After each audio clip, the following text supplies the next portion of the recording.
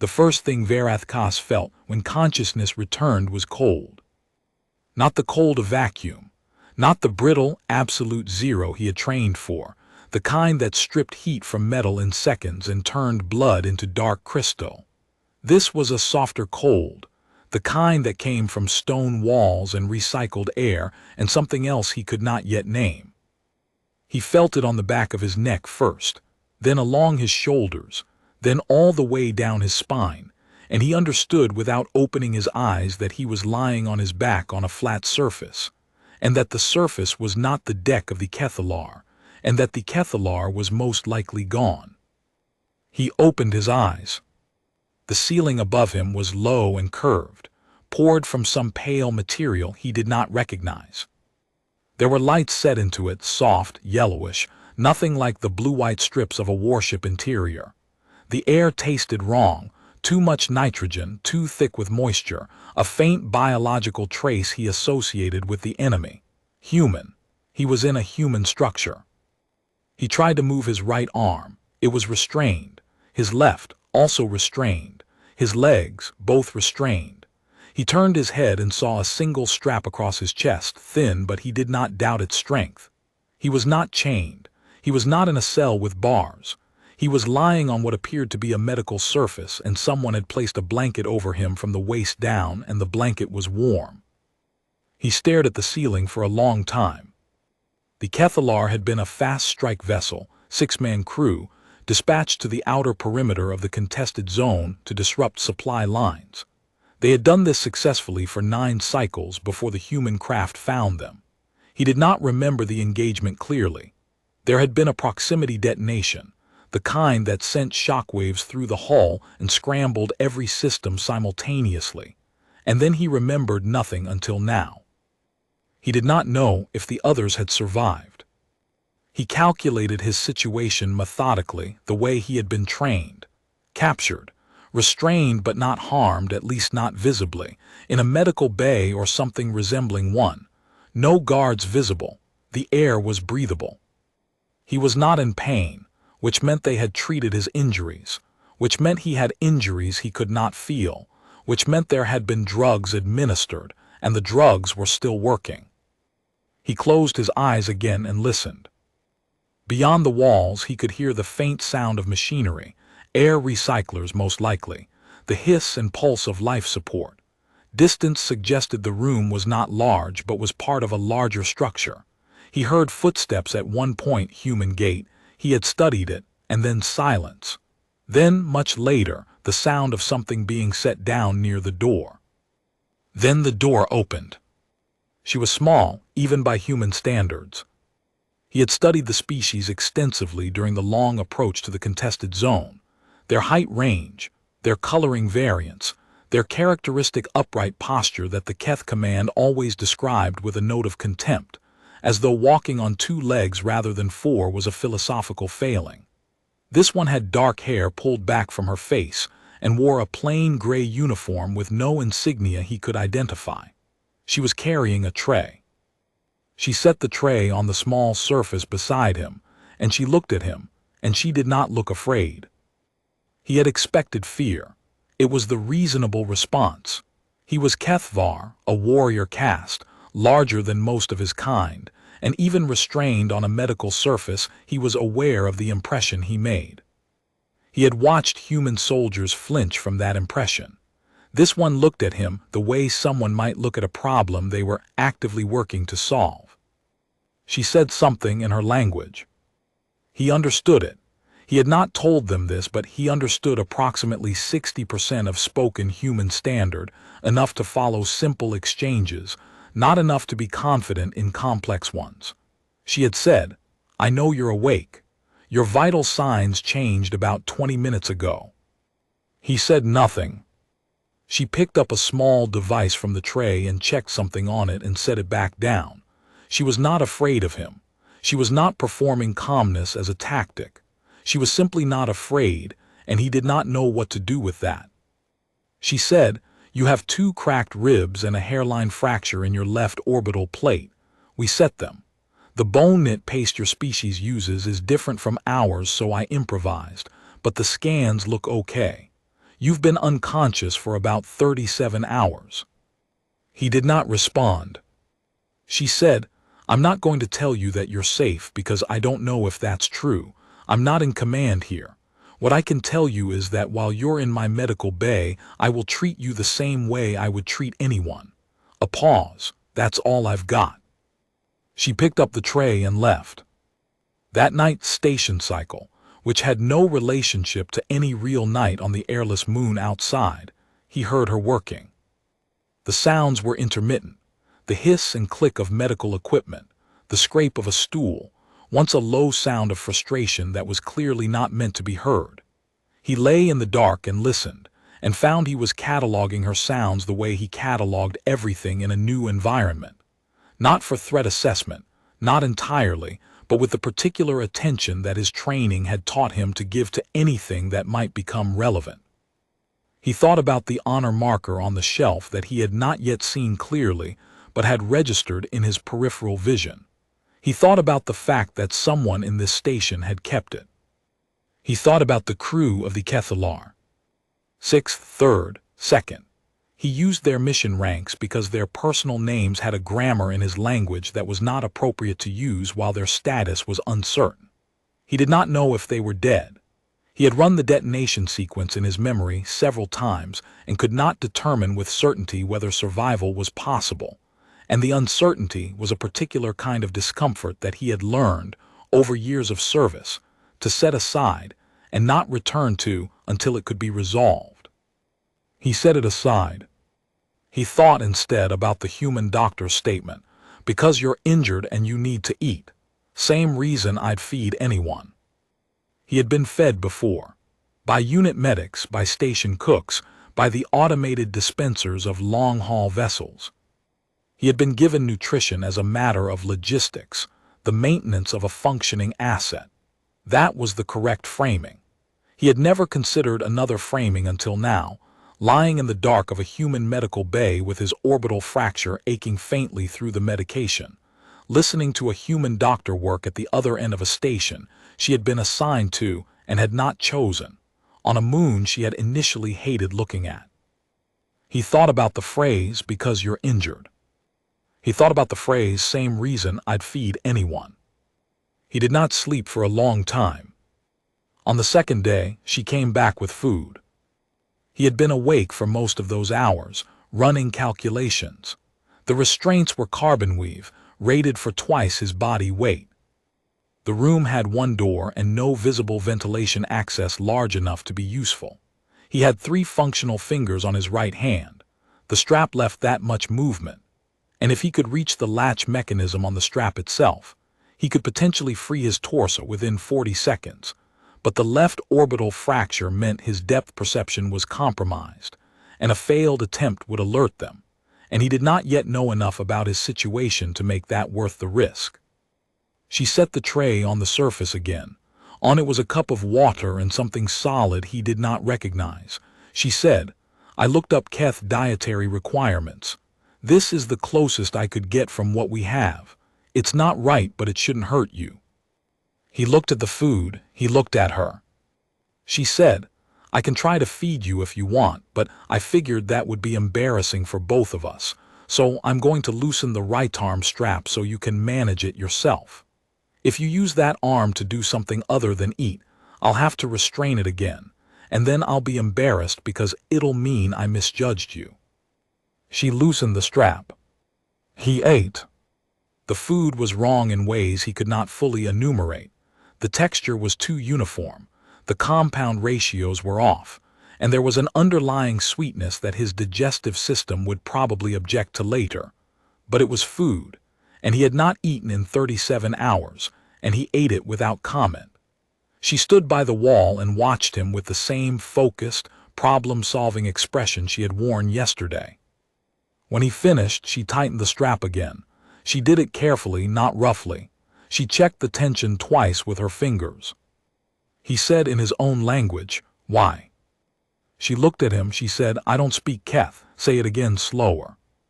He said it again. She pulled a small translation device from her pocket and held it near him and said, again. He said, why? The device rendered it. She looked at the output. She put the device away. She said, because you're injured and you need to eat. She picked up the tray. Same reason I'd feed anyone. She left again. On the third day, he heard arguing. It was coming from beyond the door, and he could catch fragments of it, a male voice, clipped and angular, the kind of human speech pattern that indicated authority or the performance of authority, and her voice, lower and steadier, not backing down. The male voice said, resources and risk assessment and precedent. Her voice said, patient and my medical bay, and one phrase he caught clearly, unmistakably. You don't get to make that call in here. The arguing stopped. She came in looking exactly as she had looked every other time. No residual tension in her posture, no tightness around the eyes. She set the tray down. She checked his restraints. She checked the bone knit on his orbital plate with a small scanner and made a sound that he had come to recognize as satisfaction. He said in her language clumsily, with an accent that made her look up sharply, "The other man wants me dead." She was very still for a moment. He said, "I understand approximately 60% of your language. I did not tell you this before." She set the scanner down. She sat on the small chair beside the surface, which she had not done before, and she looked at him for a long time. Then she said, "His name is Commanding Officer Hecht. He thinks keeping a Keth prisoner is a liability we can't afford." A pause. "He's not entirely wrong. We're a long way from resupply. Resources are thin. If this situation escalates," he said, "if this situation escalates, you will need a negotiating position." She looked at him. He said, "I am Vereth Kas. I am third rank in the Keth Var. My unit carried mission-critical intelligence about the contested zone supply corridor. If I do not transmit a survival confirmation within 6 more cycles, my command will send a retrieval force." He paused. "That is a negotiating position." She was quiet for a while. Then she said, "Why are you telling me this?" He looked at the ceiling. He said, "Because you fed me." Her name was Myra Solis. She had been a trauma surgeon before the war, and now she was a trauma surgeon during the war, which she described as being almost exactly the same job with a much larger variety of injuries.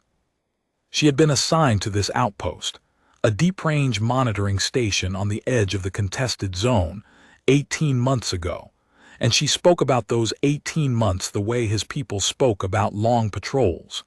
Flatly, with careful omissions, in a tone that communicated that the honest version of the story was not available right now. She told him this over the course of several days, not as narrative but as fragments, the way people talked when they were thinking out loud and had forgotten to stop. He gathered the pieces and assembled them the way he had been trained to assemble intelligence, patiently, without forcing. He told her, in exchange, almost nothing. Not because he was withholding strategically, though he was that too, but because the habits of his caste did not include the human practice of casual disclosure. He was Keth Var. His personal history was not a currency. It was not something traded for comfort or connection. It existed in him the way his bones existed, present, functional, not discussed. She seemed to understand this without being told. She did not push. She asked him questions that were medical in nature and left the others unasked, and he found this restful in a way he did not fully understand. On the 6th day, she removed the strap across his chest and helped him sit up. The room spun. His orbital fracture objected to the change in position. He held very still for approximately 30 seconds until the signals from his visual cortex resolved themselves, and she stood close but did not touch him, close enough that she could catch him if the dizziness became something worse. He said, "I am fine." She said, "You look terrible, but your vitals are okay." He said, "Keth Var do not look terrible." She said, "You all look the same to me." He was fairly certain this was a human joke. He had studied their humor extensively and still found it baffling, but the delivery, flat, with that slight upward shift at the corners of her mouth, matched the pattern. He said nothing. She handed him a cup of water. He drank it sitting up and looked at the room properly for the first time. It was small and functional. There was a second surface against the far wall that was clearly used for other patients, though it was empty. There were shelves of medical equipment, most of it compact and designed for field use. On one shelf, beside a row of sealed medication containers, there was something that did not belong. It was a HFY honor marker, flat, hexagonal, cast from the dark alloy that his people used for objects of significance. It was old. The surface texture had the particular wear pattern of something that had been handled many times over many years. He had not seen one outside of his own cast in his entire service life. He stared at it. She followed his gaze and was quiet for a moment. Then she said, "The crew that had this station before us, they were in contact with a Keth unit for about 8 months before the war broke out. One of them brought that back." A pause. "I don't know which one. I found it in the medical supplies when I got here. It seemed like the wrong thing to throw away." He looked at her. She said, Is that something I shouldn't have?" He said, "Where did you learn its significance?" She said, "I didn't know if it had significance. I just knew it was Keth. That seemed like enough." He looked at the marker for a long time. It was not his unit's marker.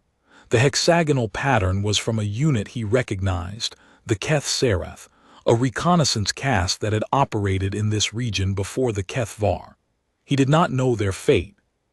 He had not thought to wonder about it before now. He said, "The crew that were here before you, what happened to them?" She said, "They didn't make it when the contested zone expanded." He said nothing. She said, "I kept the marker because she stopped. She tried again. Because someone gave it to someone, it meant something to both of them. That seemed worth keeping." On the 7th day, she let him sit in the doorway. Not outside. The station's internal protocols did not allow that yet, and Dressel had been very clear about the limits of his authorization. But the medical bay door was keyed to open from inside, and she propped it with a supply crate, and he sat on the threshold with his legs inside and looked out into the corridor. The corridor was functional and spare. White composite walls, strip lighting, the kind of design that said this will not be beautiful but it will work. 2 crew members passed while he sat there. The first one, a young man, built lean, carrying a diagnostic tablet, saw him and stopped walking for a full 2 seconds before recovering and continuing. The second, a woman who moved with the careful efficiency of someone managing chronic pain, looked at him without stopping and said something to the wall just past his head in a tone that he did not need a translation device to understand. Myra, behind him, said quietly, "She lost her partner in the first phase of the corridor campaign. He was on a resupply run." He said, "I understand." She said, "I know you do. That's not an accusation. I want you to know that the hostility here isn't arbitrary." He said, "Hostility based on actual loss is never arbitrary." She was quiet. Then she said, "Did you have?" She stopped, and he could hear her deciding not to finish the question. He said, "A partner, you were going to ask." She said, "You don't have to answer." He said, "Among my people, the concept does not translate directly. We have unit bond, which is a specific kind of attachment formed through extended shared operation. It is not romantic in the human sense. It is," he searched for the word, "it is the knowledge that another person has adjusted their survival calculus to include you, that their threat assessment now accounts for your position in the field before they move. That in the final seconds of a decision, your continued existence is a variable in their calculation." She said, "That sounds like love." He said, "It is not what your people call love." She said, "No," but she paused. "It sounds like one of the things your people call love, even if you don't use that word." He looked at the corridor. The young man with the diagnostic tablet had stopped at the far end and was doing something that required him to face the wall, very carefully, for a conspicuously long time. He said, "The unit I lost was Keth Sareth 9th Advance. I was not bonded to any of them individually, but I trained under their commander. I studied her movement in the field for 2 years as a junior rank attachment. Her tactical decisions became a grammar. Something I thought in." He paused. "When she died, the grammar was still there. I kept thinking in it and she was no longer there to hear it." Myra was very quiet. He said, "I do not know if that is love, but I notice that I do not want to sit in the doorway of this station with your crew walking past me and consider her death as simply a resource loss." She said, "No, that's not what it is." They sat in silence for a while. The station hummed. Somewhere deep in the infrastructure, the recyclers pulsed and breathed. He said, "The young man with the tablet, he was afraid of me." She said, "Yes." He said, "And the woman?" She said she was not afraid, she was angry. He said, "The difference is significant." She said, "I know, fear might go away. Anger needs something to do with itself, or it doesn't." He said, "Your people are not naturally warlike." She said, "Most of us aren't. Some of us are, same as any species, probably." He said, "My people are trained to war. It is built into the caste structure. Some castes do not go near conflict. The Kethvar do nothing else." He paused. "I have sometimes wondered what it would be to think in a different grammar." She said, "What would it be?" He said, "I genuinely do not know. I have no reference point." She said, "Is that frightening?"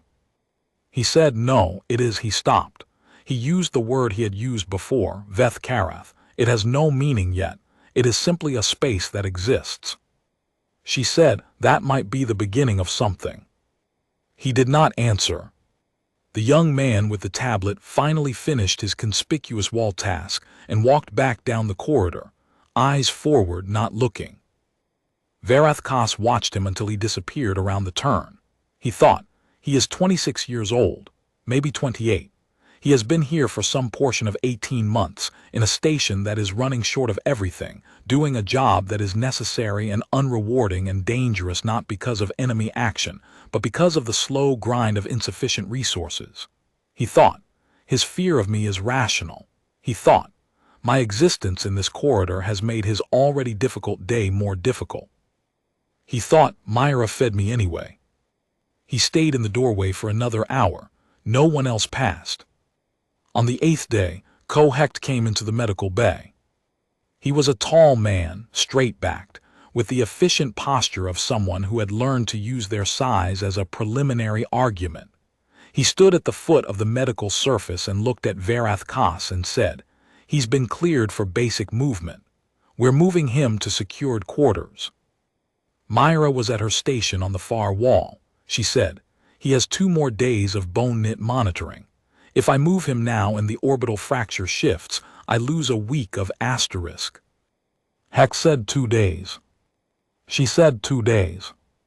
Hecht looked at Varathkos. He said, "I'm going to be honest with you.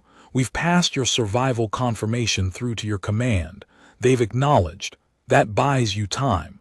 He said this without warmth as a statement of logistics. It doesn't buy you comfort.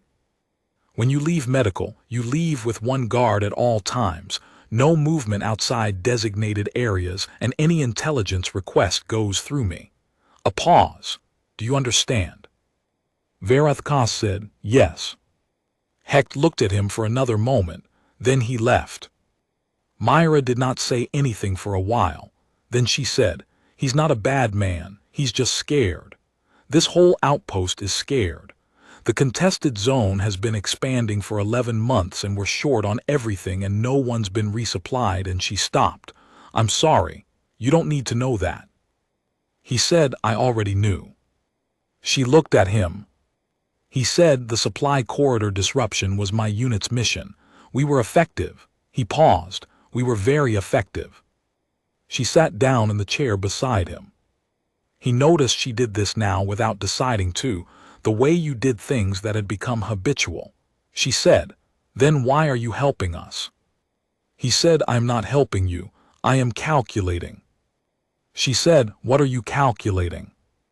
He said, "Whether the war is worth what it costs." He looked at the honor marker on the shelf. The Keth unit that gave that marker to your predecessor's crew, they were reconnaissance. Their mission was intelligence, not engagement. They operated here for 8 months.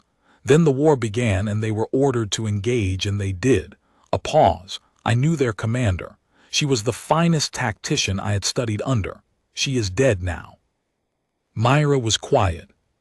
He said, "The unit that succeeded them, the unit before mine, also dead. My unit of 6, I am the only one confirmed alive.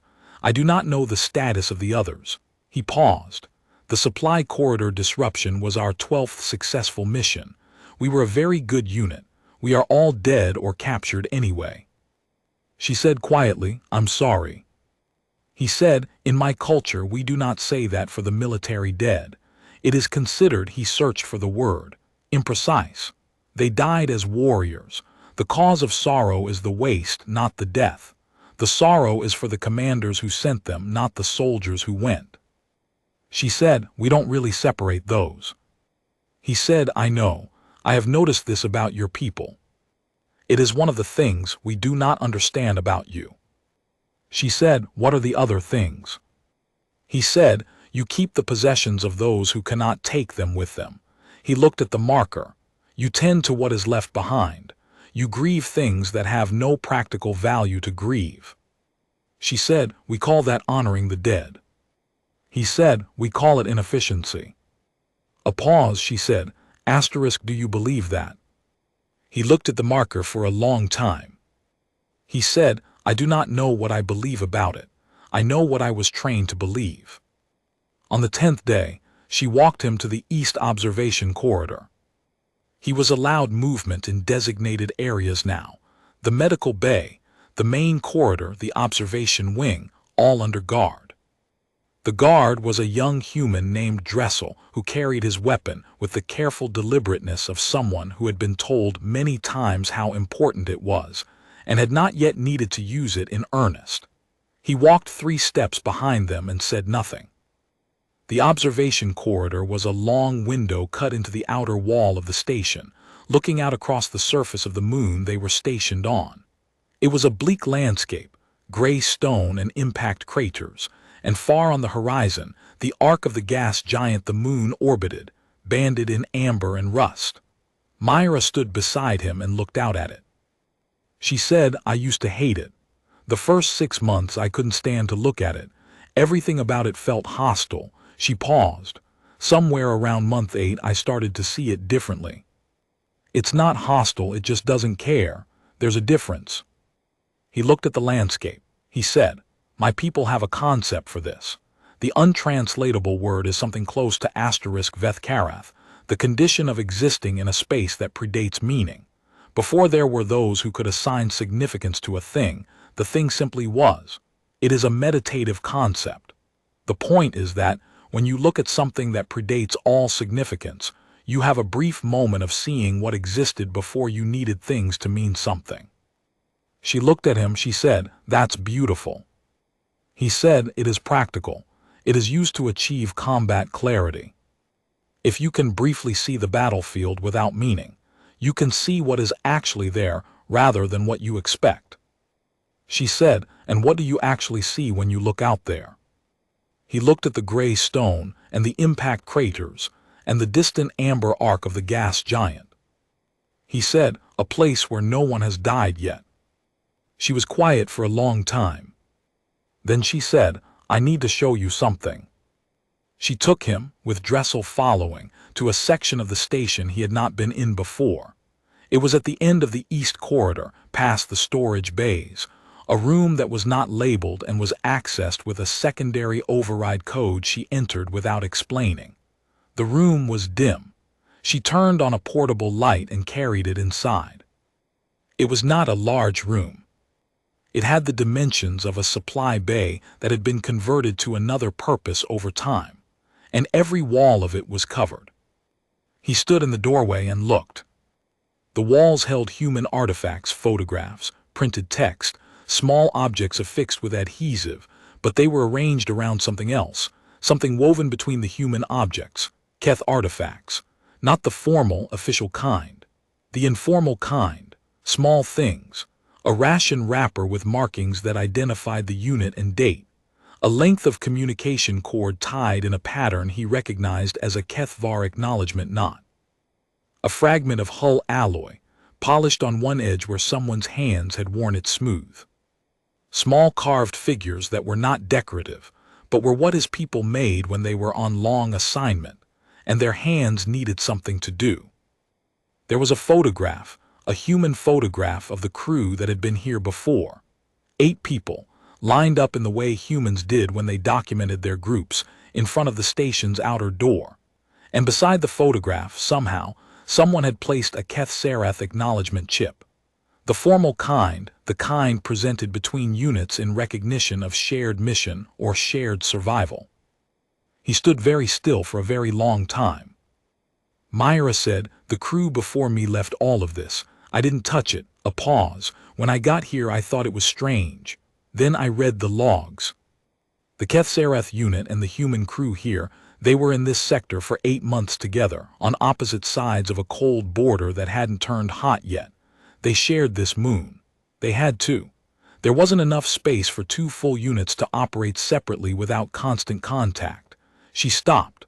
"The logs say they helped each other twice. Once when the human crew lost a recycler and the Keth unit had a compatible part. Once when a Keth soldier was injured, and the human crew had the only functioning surgery bay in range." He said, "What was the human crew's designation?" She said, "Monitoring Station Kappa 7. The doctor was named Aruna Singh." A pause. "She's the one who kept the honor marker. It's in her logs." He said, "And the Keth Sarath unit?" She said, "The logs just call them the Keth unit. I don't know the designation." He said, "I do." A pause. "It was Keth Sarath 9th Advance. Their commander was named." He stopped. He said, "Her name would not translate. She was called 7th Voice in your language sometimes by the units who worked near her. She had a particular frequency to her command transmissions." Myra looked at him. He said, "She was the one I told you about, the finest tactician." He looked at the acknowledgement chip beside the photograph of the human crew. "She died in the first 2 months of the active engagement. Her whole unit. 11 days after a new set of orders arrived." Myra said nothing. He said, "I did not know about this place." He looked at the walls, at the woven human and Keth artifacts. "I did not know anyone had kept this." She said, "I kept it because the crew before me kept it and it seemed wrong to undo that." A pause. "I didn't know what I was keeping. I just knew it mattered to them." He said, "You have been tending the dead of my people." She said, "I didn't know that's what I was doing." He said, "That does not change what it is." He stood in the room for a long time, looking at the walls, at the human photographs and the Keth artifacts, woven together. At the acknowledgement chip, a dead human doctor had placed beside the image of her crew as a statement about something that had no official name in either language. He said, "In my culture, there is no word for the person who tends the things of those who are gone. The role does not exist. We do not keep."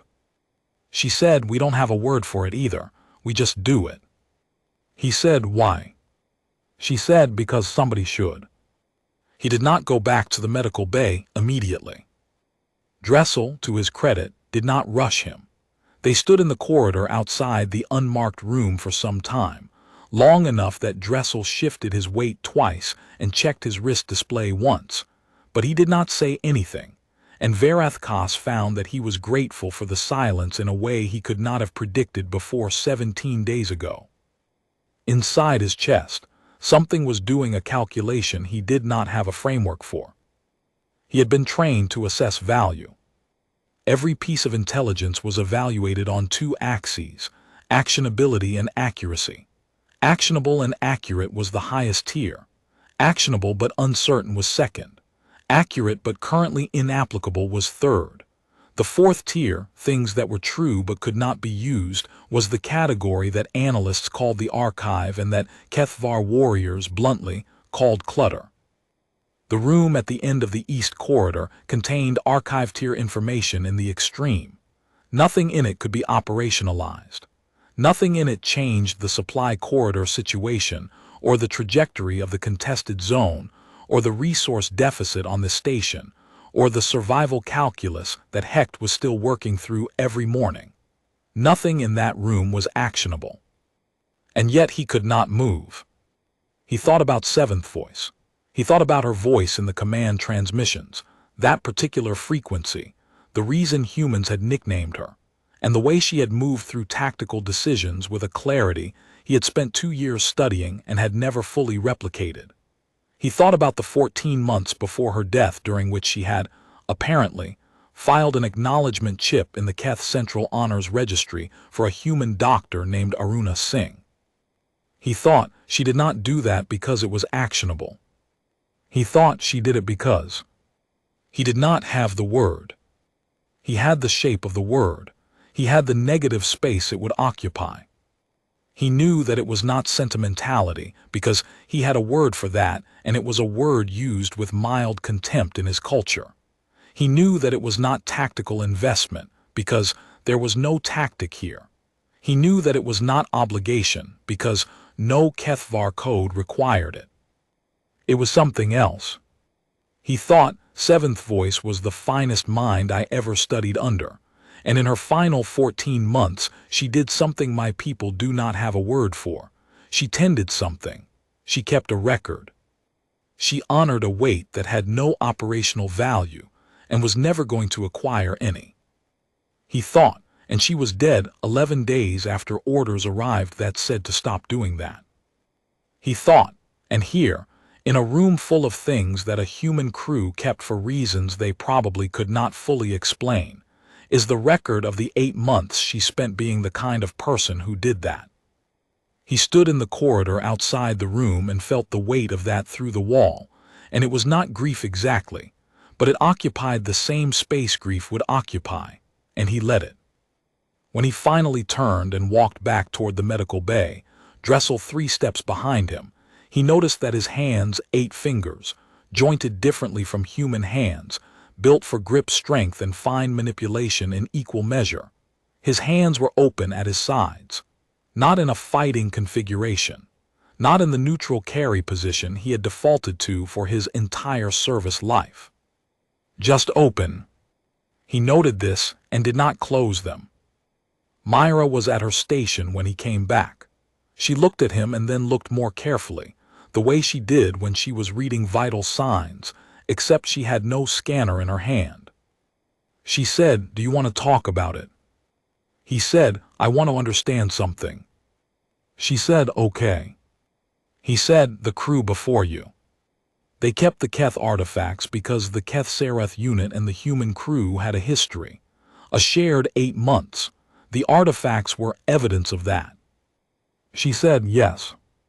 He said, "You kept them because they were there, and it seemed wrong to erase them, even though you had no history with any of the people involved." She said, "Yes." He said, "Why does it seem wrong to erase them? In operational terms, they consume space and have no function. The crew they memorialized are dead. The circumstances that created them cannot be recreated. Why does that matter?" She was quiet for a moment. Then she said, "Because they happened. The 8 months happened. The people in them were real. If we erase the evidence, it doesn't unhappen the thing. It just makes it easier to pretend it didn't." She paused. "And I don't want to live in a place where we pretend things didn't happen because they're inconvenient." He said, "Even if the thing that happened was the preliminary condition for a war." She said, "Especially then." She looked at him. "Because the thing that happened before the war was 2 crews of different species figuring out how to exist in proximity without killing each other. If that happened once, it can happen again. That's not a sentimental position. That's data." He looked at her for a long time. He said, "That is a very tactical argument." She said, "I have my moments." He said, "You are a surgeon who was assigned to a contested zone monitoring outpost, and you have been here for 18 months, and the station is undersupplied, and the co argues with you about your patience, and you kept a room full of things you didn't understand. He paused. You have more than moments. She looked down at her station. He thought she might be performing the human expression he had catalogued as uncomfortable with direct acknowledgement, and he found this interesting. She said, you should rest. The orbital fracture still shows heat on the scan. He said, I am not tired. She said, I know, rest anyway. He lay down on the medical surface. Above him, the pale curved ceiling. He thought about the room.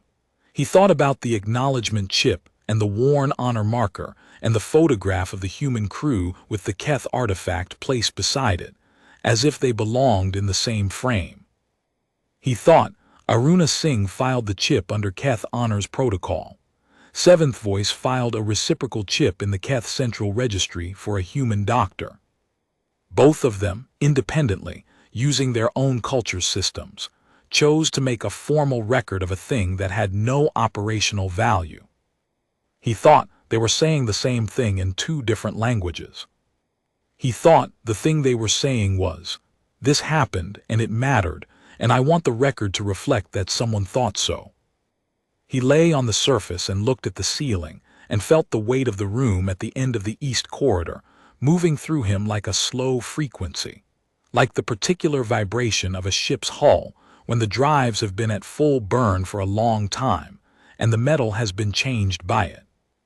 He thought, I am going to tell Hecht. He thought, I am going to tell him everything. He told Hecht that evening. He told him about the supply corridor, the full picture, not the pieces they had extracted from his mission logs, but the actual architecture of the strategy, the points of redundancy, the places where disruption would matter and the places where it would only produce the appearance of disruption. He told him about the Keth command structure in this sector, the chain of authority, the realistic response timelines when his confirmation signal continued to transmit rather than going dark. Hecht listened without interrupting. He was good at that, Verath Kas had noticed. Whatever else he was a listener. When it was done, Hecht said, Why are you telling me this? Verath Kas said, Because I am calculating. Hecht said, Calculate out loud. Verath Kas said, The supply corridor disruption has been ongoing for 11 months. During that time, this outpost has had no resupply. Your crew is reduced by attrition. Your resources are insufficient for extended engagement. If the contested zone continues to expand on its current trajectory, this station becomes indefensible within 4 months. Hecht said, I know. Verath Kas said, My command believes this station will fall without requiring active engagement. They are waiting. He paused. I believe they are wrong about the timeline, but not about the outcome if nothing changes. Hecht said, And you're telling me this because? Verath Kas said, Because I have been here 13 days, and in 13 days I have learned that this outpost contains a room where someone kept the artifacts of a Keth unit that has been dead for 2 years. And I have learned that the doctor here fed me before she knew whether I would be dangerous. And I have learned that a crew of humans and a crew of Keth Sarath operated on this moon for 8 months without destroying each other, and that both of them apparently chose to keep a record of that. He stopped. My people say that the untranslatable word *Veth Karath refers to seeing clearly before meaning is applied. I have been trying to apply that concept to this situation. Hecht was quiet. Verath Kas said, What I see, when I try to see without meaning, is that 2 sets of beings have now found a way to exist in proximity on this moon without the conflict that was predicted. And I see that both times, the absence of conflict was initiated by a choice to treat a need as a need rather than an enemy as an enemy. Hecht said, That's a very philosophical argument for passing military intelligence to opposing forces. Verath Kas said, I am aware of that. Hecht said, Why does it matter to you, personally, not the calculation, the reason under the calculation? Verath Kas was quiet for a moment. He said, Because Seventh Voice was the finest mind I ever studied under. And she died 11 days after new orders arrived because someone on both sides of this conflict decided that what was happening on this moon was unsustainable, and the easiest solution was to end the people who were doing it. He paused. I do not want to be someone who made the same decision. Hecht looked at him for a long time. Then he said, "What do you need from me?" The negotiation took 12 days. Verathkos transmitted to Keth Command, and the transmissions were not comfortable. His commanding officer, a Kethvar first named Asathren, who had run 12 of their successful corridor missions from the command center and had never once been in range of actual enemy contact, treated his initial message as evidence of compromise, possibly coercion. Verathkos responded to this with the kind of methodical precision that had characterized every mission report he had ever filed. Here are the facts. Here is my assessment. Here is my recommendation. Here is my reasoning. Asathren sent back a silence that lasted 2 days. Then he sent a message that asked a single question: what do the humans want? Hecht, when Verathkos relayed this, said, resupply routes and 2 months of corridor access. After 2 months, we renegotiate. Verathkos transmitted this. The silence this time lasted 4 days. During those 4 days, Myra continued to treat his orbital fracture with twice daily scanning and updated the bone net. She continued to bring him food that was wrong in ways he had now cataloged extensively and accepted anyway. She continued to talk, not to him exactly but near him, in the way she had from the beginning, the running commentary of a person who thought best when they spoke, about the medical situation on the station, about which crew members were developing stress fractures in their work habits, about the recycler in Bay 3 that had been intermittent for 6 months, and which she had fixed twice, and which had broken again in a different location each time, as though it were engaged in a tactical evasion. On the 3rd day of the silence he said, "You are worried." She said, "A little." He said, "What outcome concerns you most?" She said, "That they say no, that they decide it's cleaner to just end this. End the station, end the conversation. That the people here were worth the price of something I can't see from here." She paused. "That the room at the end of the East Corridor becomes something that only I know about." He said, "If they say no, what will you do?" She said, "Keep treating my patients." A pause. "What will you do?" He said, "Whatever it is, that constitutes the same thing in my language." She looked at him. He said, "My people do not have a word for what you do, but I believe the action exists.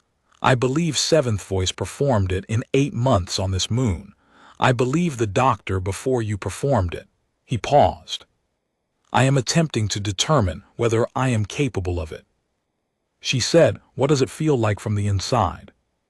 He said, "Like calculating a trajectory and discovering that the answer is something you cannot achieve through calculation alone." She was quiet for a moment. Then she said, "That sounds about right." On the 2nd night of the silence, he found he could not remain still.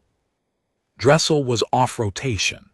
His replacement was a woman named Castle who was, if anything, more laconic than Dressel, and who had the particular quality of stillness that Verathkos associated with people who had decided long ago that the universe was going to do what it was going to do, and the only reasonable response was to wait it out.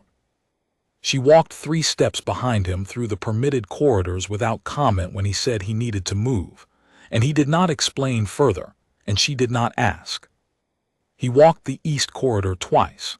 He walked the main corridor once. He stopped at the observation window and looked at the gas giant, amber in the black, and thought about transmission signals traveling at the speed of physics toward a command center where a first-rank officer was deciding whether to let an unexpected negotiation proceed or simply to end it.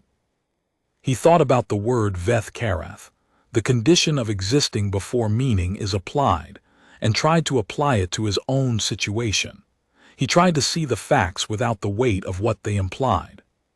The facts were: 1 monitoring station, undersupplied and undermanned. One captured Kethvar warrior with a hairline orbital fracture, healed to approximately 80%. One partial negotiation framework, not yet agreed to.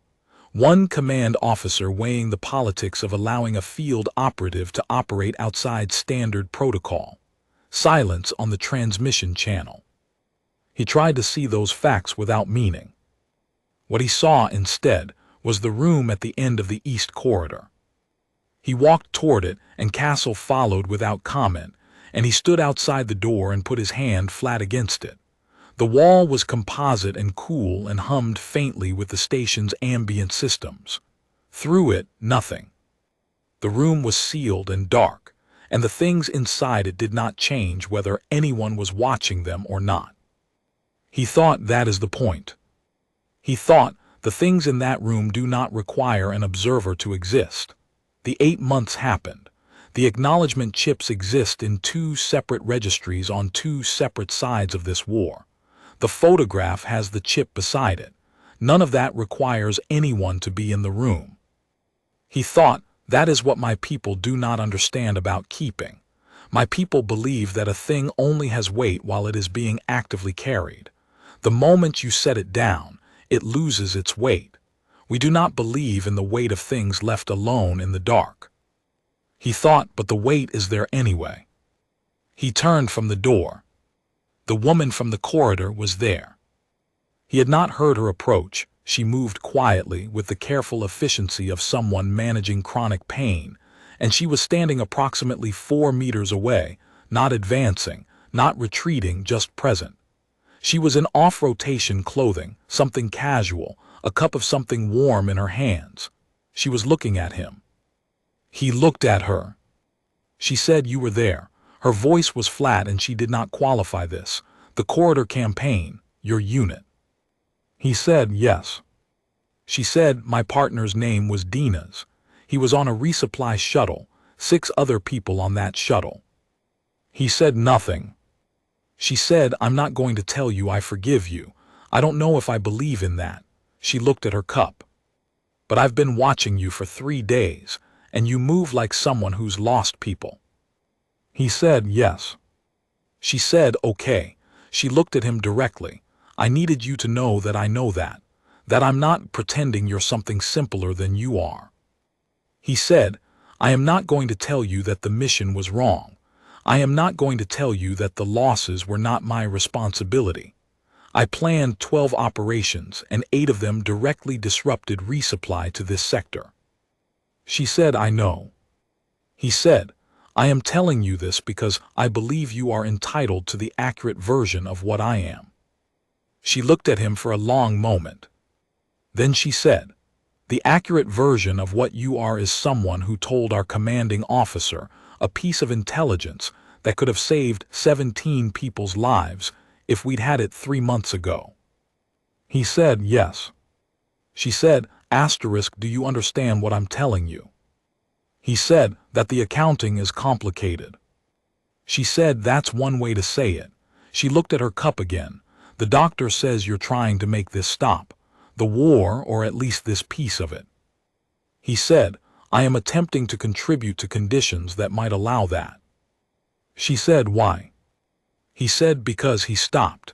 He thought about the room behind him, the weight through the wall.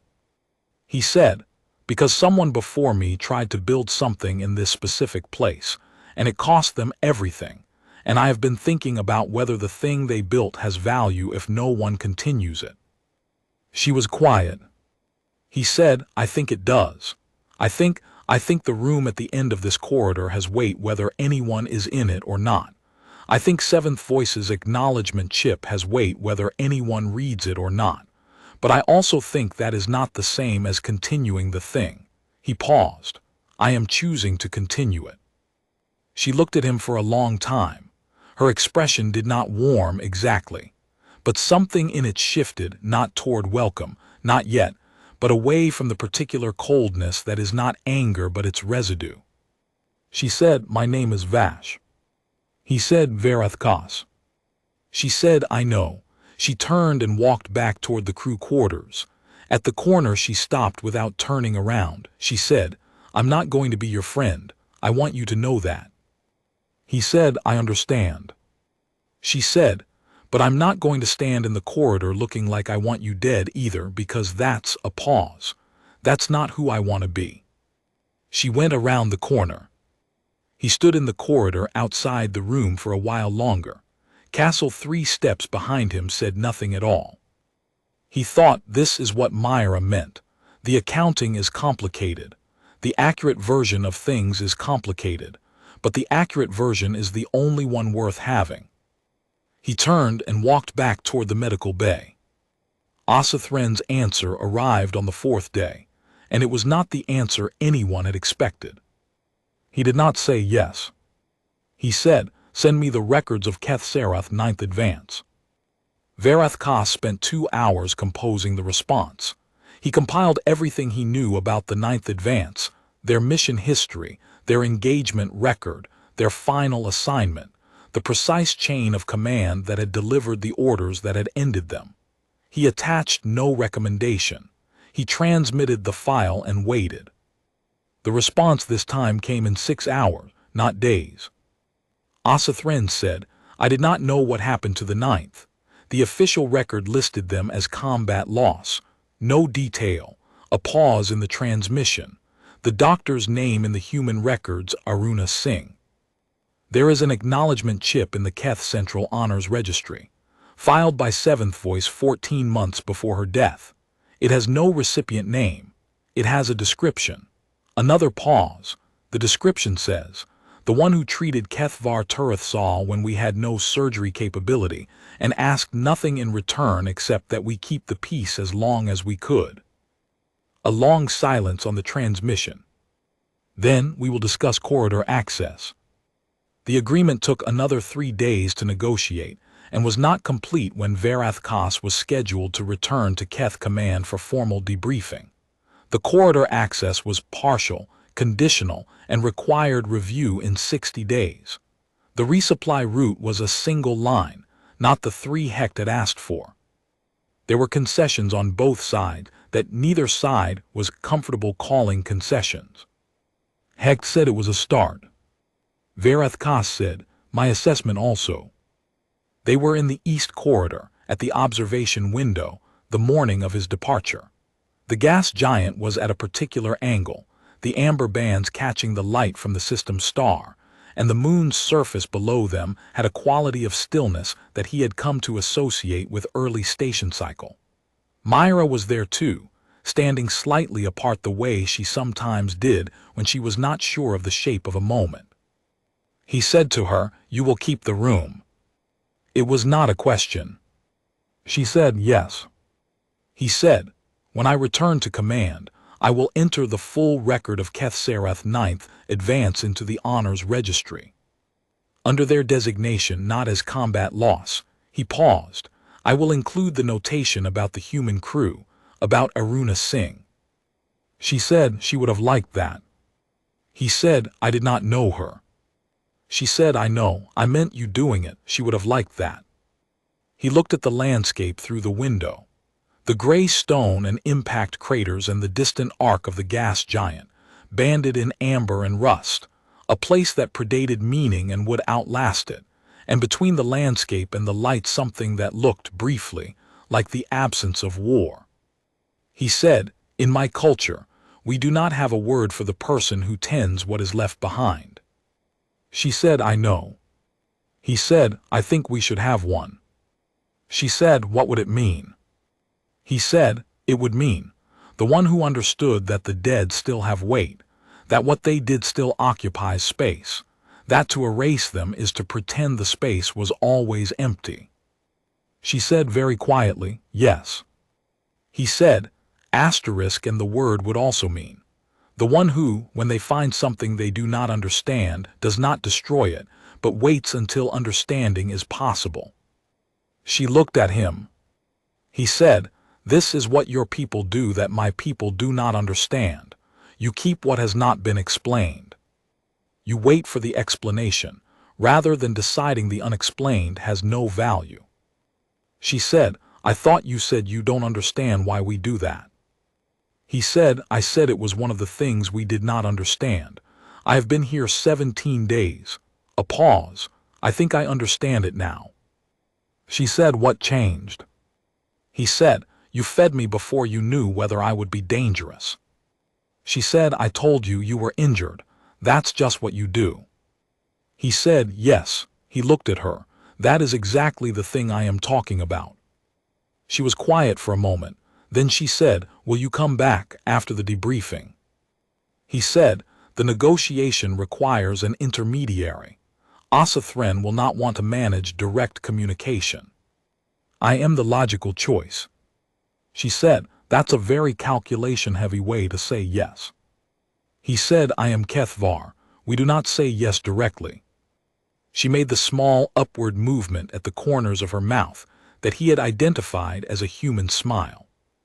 He said, "I am aware that this is a smile. I have studied your facial expressions." She said, "Good. That means you know this is the one. That means I'm glad." He looked at the landscape one more time. The gray stone and the amber arc, the deep wordless age of a place that predated both of them and would outlast both of them, and the station behind them full of people who were scared and short on resources and had nonetheless managed, twice now, to choose the stranger option, the impractical one, the one that did not calculate cleanly and could not be defended easily, the option of treating a need as a need. He turned away from the window. He said, "In approximately 60 days, when the corridor access review occurs, I will require someone to walk me to the observation window again." She said, "I'll be here." Dressel, 3 steps behind them, said nothing at all. They walked back through the station together, through the east corridor, and past the room at the end of it that was full of things that had been kept, and the weight of those things was present even through the wall, a particular density that Verathkas had not had a word for 17 days ago and now almost did. He did not have it yet. But he was getting there. The shuttle was ready. The departure corridor smelled of recycled air and metal, and the faint biological trace of human that he had stopped noticing sometime around day 4, which surprised him when he noticed that he had stopped noticing it. Hecht was there, straight-backed, efficient, extending his hand in the human gesture of agreement. Verathkas took it. The pressure was exactly calibrated, not too firm, not too soft. He had studied the gesture. He knew it was a statement about the absence of weapons in the right hand, a contract written in the muscle memory of a species that had been shaking hands since before they reached the stars. He thought they carried this all the way out here, this small gesture about empty hands. They brought it across light years and they still do it. He thought, we do not have the equivalent, we should. The shuttle door sealed behind him. Through the small viewport, as the station shrank away and the gray moon fell behind him, and the gas giant's amber arc rotated slowly in the black, he could see the observation window, just barely, just the faint yellow glow of it against the station's gray hull. He watched it until it was too small to see. Then he turned to face forward. He had work to do.